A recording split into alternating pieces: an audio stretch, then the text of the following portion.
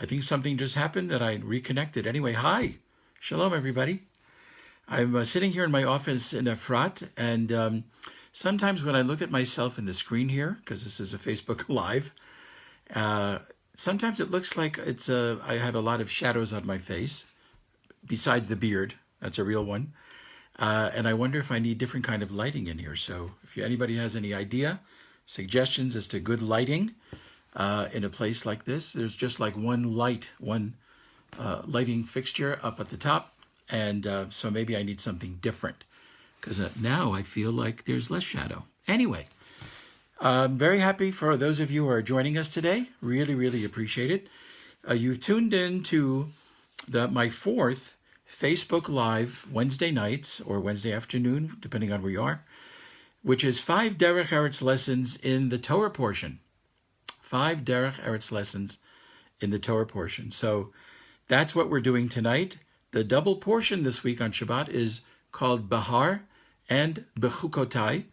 These are just the names of the last two Torah portions of the book of Leviticus, the book of Vayikra, and we are completing the third of the 5 books of the Torah, 5 books of the Bible this coming Shabbat in synagogues or outside of synagogues or wherever people might be meeting or praying. They might be at home due to the virus, in which case we'll be reading it in our own living rooms and dining rooms. First thing I wanted to do, dear friends, is to dedicate tonight's session to the memory of Yigal ben Amit. Yigal ben Amit, may God avenge his blood, murdered a couple of days ago. His big funeral was yesterday here in Israel. Murdered by an Arab who, from an above floor in a building, threw down with great vehemence a stone or a rock, a boulder, which hit Yigal ben Amit. May he rest in peace. He had a helmet, but it hit him at an angle that took his life. And so we mourn him today. He's a Israeli soldier, Yigal ben Amit, the first one to die in weeks and months due to the virus. Things have calmed down, thank God. But we want to express our condolences to the family, those who knew him and loved him, which is the whole house of Israel. We feel very, very sorry. Yigal ben Amit, may his soul rest in peace, and may he receive his due reward in the end of days. So, dear friends, we have 5 Derech Eretz lessons, and we only have 30 minutes, so it's time to move along, right? I agree with you. Sometimes, as I might have mentioned in the past, sometimes the Derech Eretz lesson of being kind, sensitive, caring, compassionate, etc., sometimes it's outward, meaning how do we do that to other people? How do we show Derech Eretz to others? And sometimes the lessons are to ourselves. How do we show kindness and compassion to ourselves? How do we avoid beating ourselves up and being kind to ourselves in situations that call for that? And very often we sometimes fail. We fail to be kind to ourselves even while we're kind and nice and gentle and compassionate and sensitive to others. So this is pretty much what we're going to be talking tonight for the next 25 or so minutes. 5 Derech Eretz lessons from the weekly Torah portion. Again, this week is Behar and Bechukotai. So here's lesson number 1. You would find it in the book of Leviticus, Vayikra, chapter 25, verse 35, and it says the following in Hebrew, and of course then I'll translate into Swahili. Here's what it says in Hebrew. V'chi yamuch achicha, umata yado imach. If your fellow becomes impoverished, yamuch, I'm laughing at myself. It's a funny Hebrew word. If your fellow becomes impoverished, and his means falter in your proximity. Meaning, here is somebody who is being impoverished. He's somebody in your proximity. You know about it. What should you do about it? Says the Torah, you should strengthen that person so that they can live with you. Give them strength. Give them whatever they need. So a lot of people would say, hey, if this is a commandment, a mitzvah about giving charity, there's no paucity of verses in our Torah that direct us to give charity, tzedakah in Hebrew. Is this another one? Is this another verse in the Torah that tells us we ought to be charitable to other people and give to the poor? And the answer is No, this is something very different. This is more nuanced than give to the poor. What this verse is telling us, Chi yamuch achicha, when your fellow becomes impoverished, here it means we need to help the declining, almost poor, the not yet poor, those who are on a downward slide or a downward spiral. So they haven't yet lost the money or their finances or life savings, but they are losing. They're in the process of losing their money, or they're becoming poor. They are actively losing and becoming poor. And what does the Torah here tell us? The Torah says we have to help them before they hit rock bottom, before they become destitute. We have to help them along the way of them becoming destitute before they become poor. We have to open up our eyes nice and wide. Who around me needs any kind of help? Financial, emotional, otherwise. So that's the nuance of this particular verse. So Rashi, the great commentator from France, that we still study even after about 900,000 years after he passed away, Rashi says, don't wait until the person that you're thinking of becomes poor. Don't wait till that point. And he gives the comparison.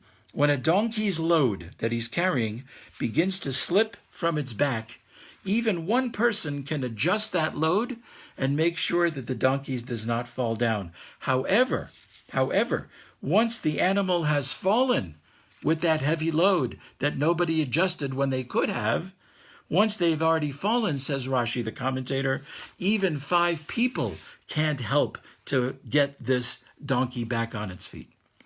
So, are there any modern applications to this, given that most of us probably don't have a donkey? We may know of a couple, but I'm just saying we don't have them. So what would be practical applications today? So I would say maybe somebody, it could be yourself, to seek therapy before things get out of hand, to seek therapy before things pile up. It could be marital therapy. You start to have a pile of issues and problems. Don't wait until it's terrible. Don't wait until there's no way out but, God forbid, a divorce or something. Get it taken care of before it hits that rock bottom in the marriage, God forbid. What would be another practical application? There are teens at risk. There are adults at risk. There are today many older adults at risk because of the virus. They're home, they're alone. They have no way to get out without tremendous risk to their lives. Before these people end up, God forbid, let's open our eyes and notice them and help them while they are declining. Because once they've declined totally, this is going to be a much, much bigger issue and a bigger problem. Another example, somebody has a slight illness, corona, God forbid. It starts out small. Take care of it if you can before it gets to be a whole terrible issue that you can't do a thing about, God forbid. Treat an illness or a condition before it becomes full-blown. Call the doctor, get a test, go to your local doc-in-a-box, wherever you got to go get it treated before it becomes untreatable. So I think these would be modern applications of this kind of a teaching. And this is, I think, a beautiful Derech Eretz teaching to help others before they hit that rock bottom in whatever issue they're dealing with. So let's keep our eyes and ears open and see where we can be helpful to others before help can't help, if you know what I'm saying. Here's Derech Eretz lesson number 2, book of Leviticus, Vayikra, chapter 25, verse 17. It says in Hebrew, Lo tonu, that's also a funny word. Okay, I just laughed at it.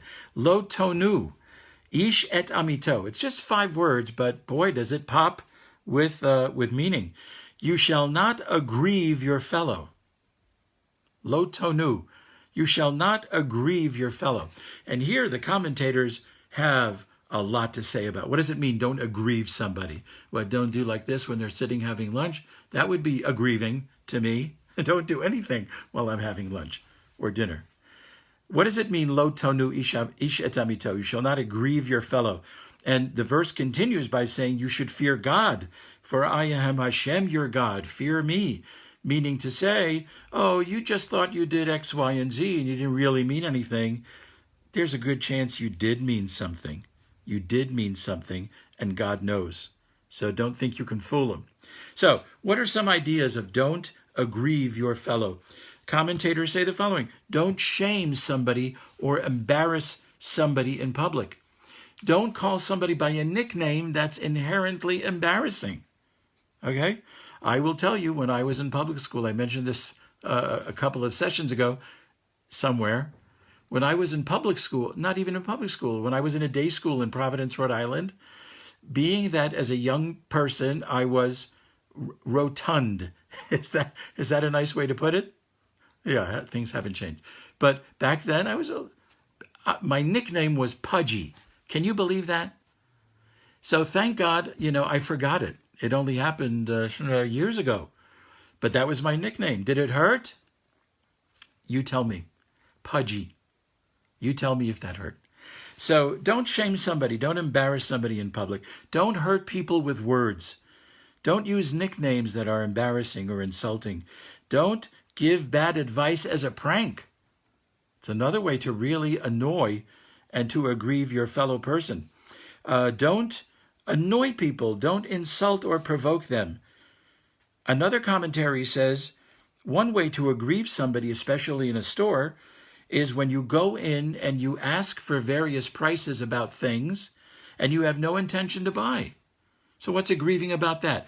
That people are hired in the store. It's their job to answer questions, give a price. What's wrong with that? Well, in most places where people are selling, most places there might be some kind of a commission.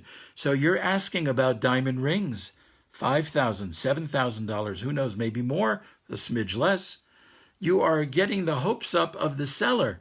Wow, am I going to make a commission? Hoo-ha, there's a perfect thing. I'm a commission I'm going to make. I'm going to go to the races. I don't know what I'm going to do. It's a perfect thing.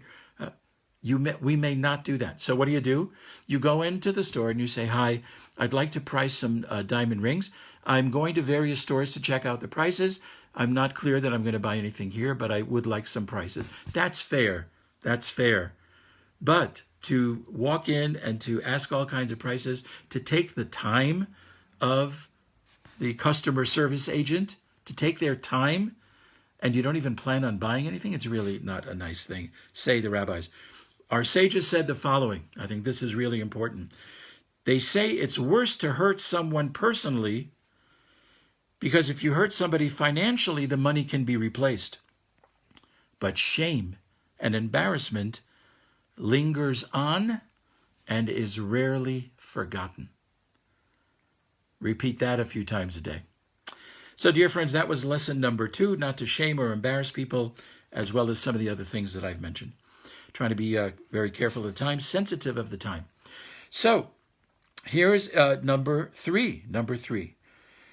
It happens that the portion of Bechukotai, it's the second of 2 Torah portions that we read this week, it contains a series of verses, about 30, 35, something like that, verses that are verses of rebuke.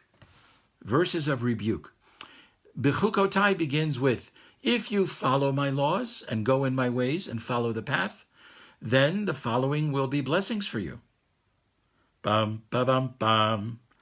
But if you don't follow my path, you don't follow the laws, you don't keep the mitzvot, you don't go on the proper way, says God, then the following things are going to happen. So there's a whole list of terrifying, terrible things that God promises will happen. Whether they have already happened, because the Jewish people as a nation has not always stuck to the straight and narrow path of the Torah, whether they have actually happened, some of them, all of them, none of them, that's a whole other session, and not really for now.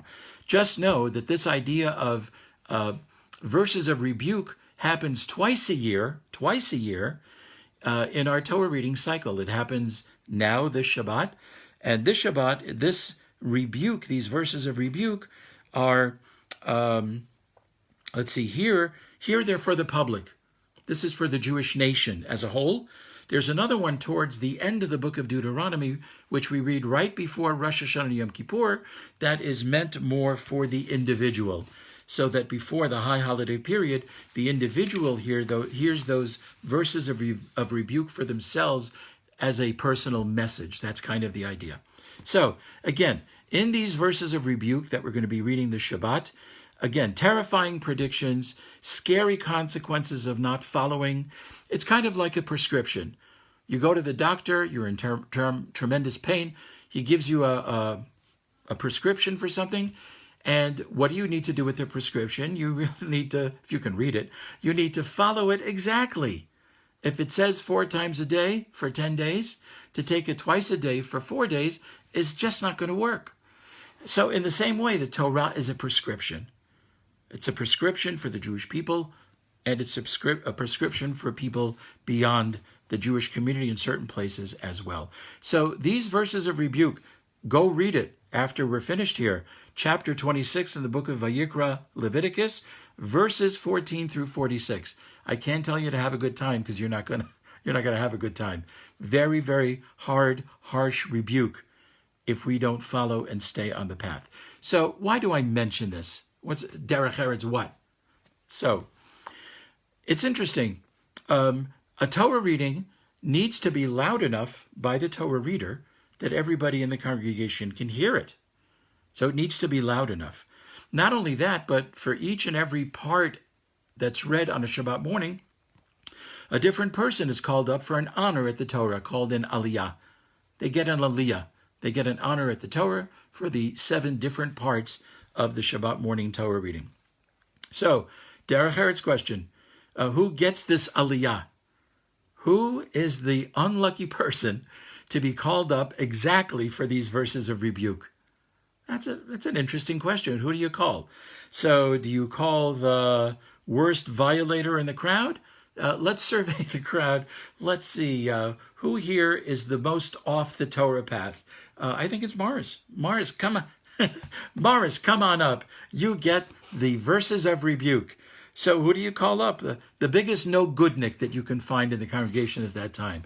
Let me look. Let me see who's the biggest louse over here. Who's the one that doesn't care about anything in the Torah? Jack, come on. You'd be surprised. The answer is, in most places, the rabbi is called up. And that way nobody suspects anybody who would be called up that they're not keeping on the path.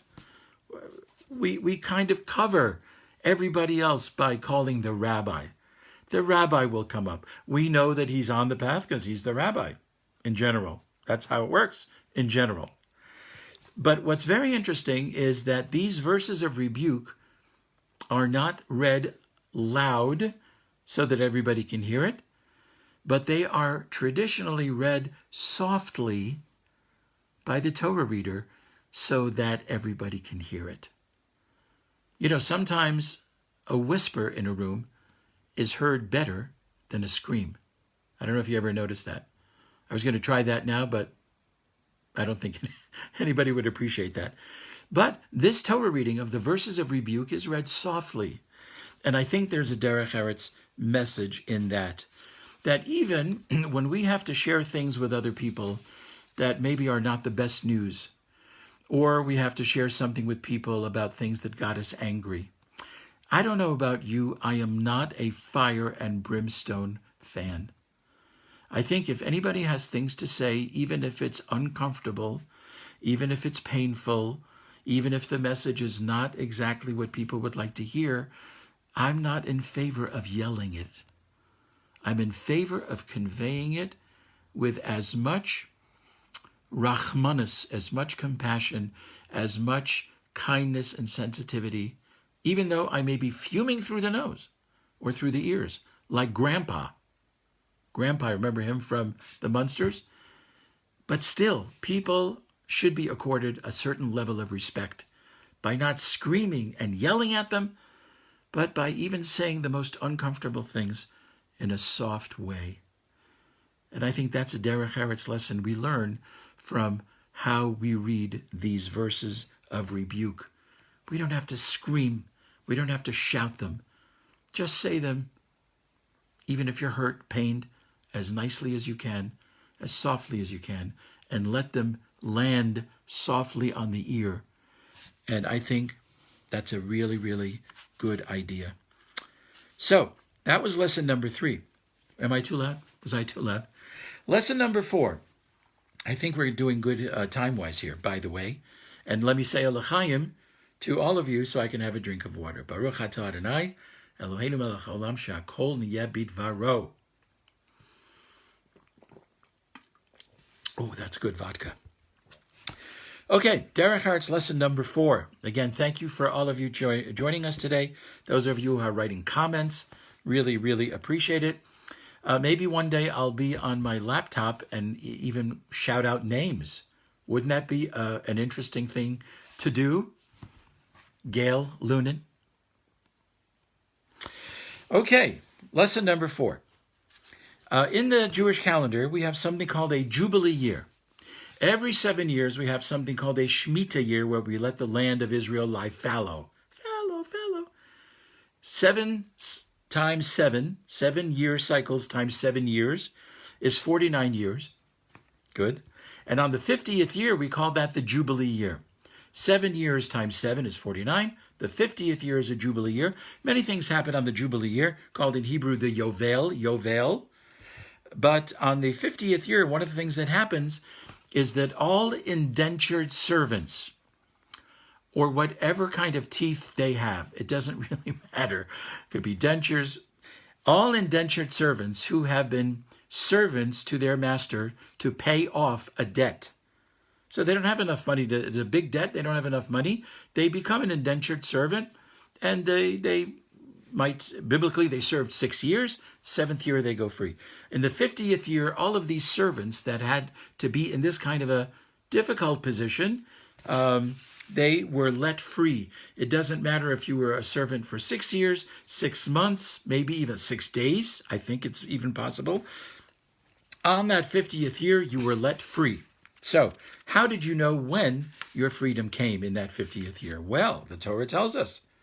It tells us that in the Jubilee year, you, on Yom Kippur, the 10th day of the Hebrew month of Tishrei, on Yom Kippur, a shofar is sounded. Not bad. A shofar, not good. A shofar is sounded in order that everybody around the land can hear that shofar, and that way all of the servants know at that point they can go free. Interestingly, shofar is not there just for the sound, it's also there for the symbolism. Shofar, if you know the shape of the shofar, I think most of us do, it begins with a very narrow end that we put in our mouths. But the other end of it is wide.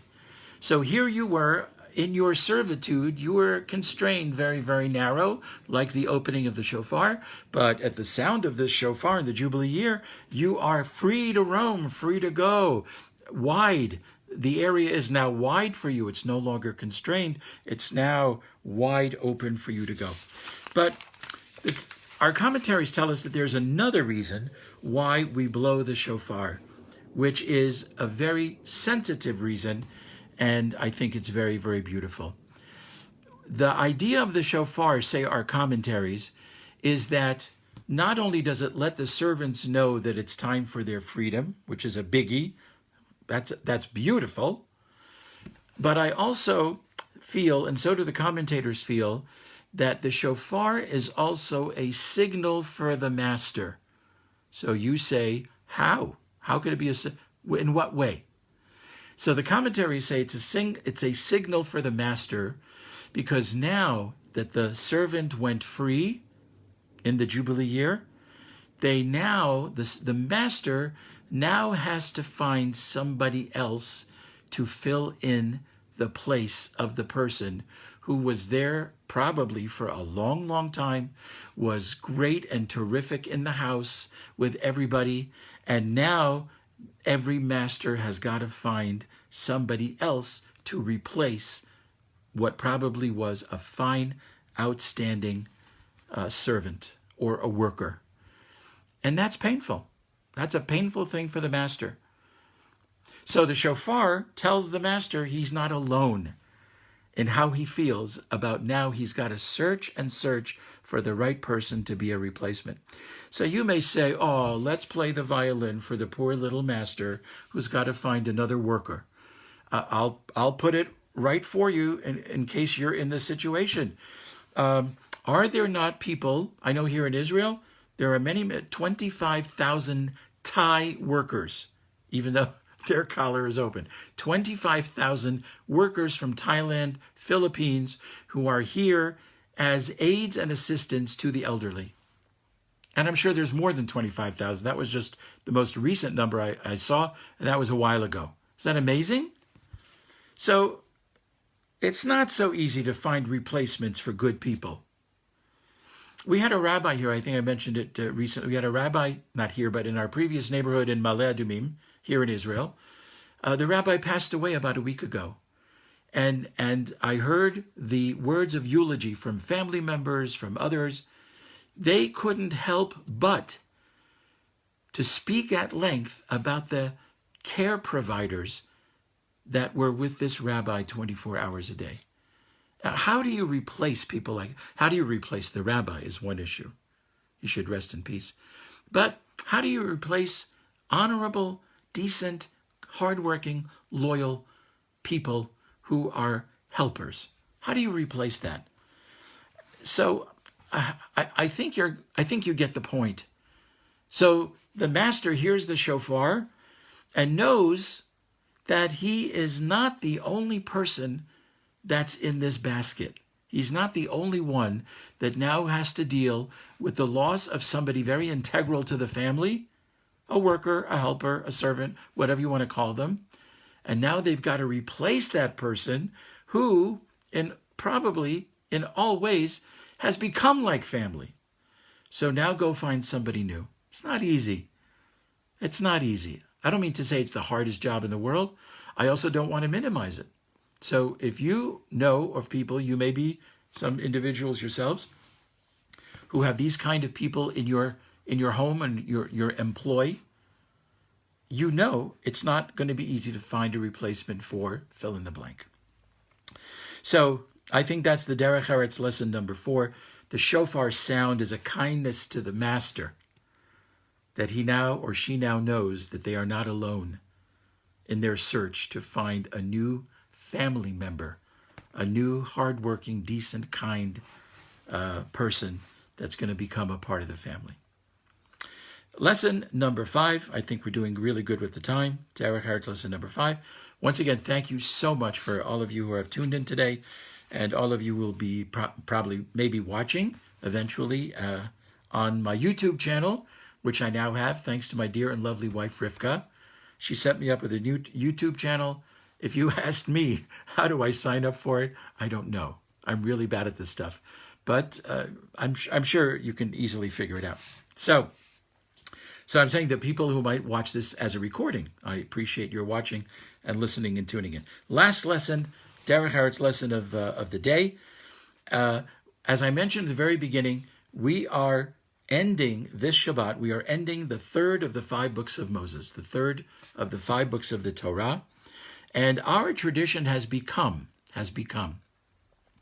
that when we get to the very end of each of the 5 books of the Torah, towards the last couple of verses of that book, the congregation rises, and when we hear the very last words of that book, we yell out the Hebrew words, "Thank God it's over." No, that's not what we yell out.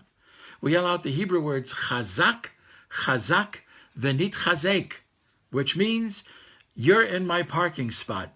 It does not mean that at all. Chazak, chazak, v'nit chazek. It means, be strong, and let us strengthen one another.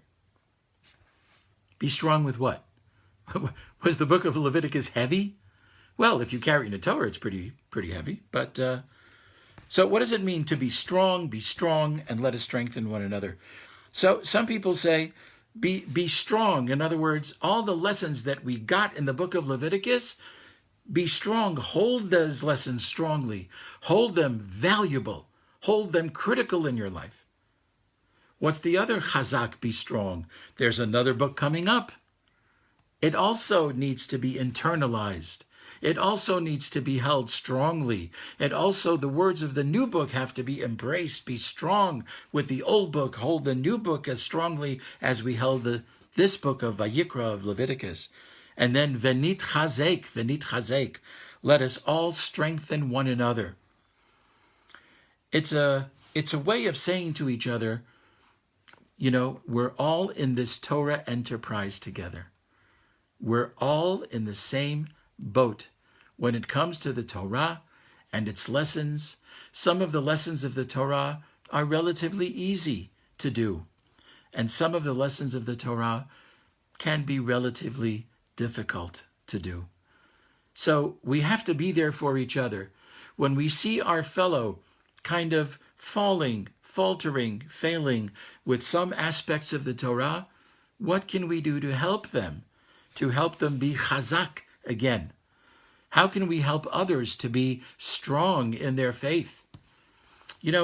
During this time of the corona, I guess I will end with this.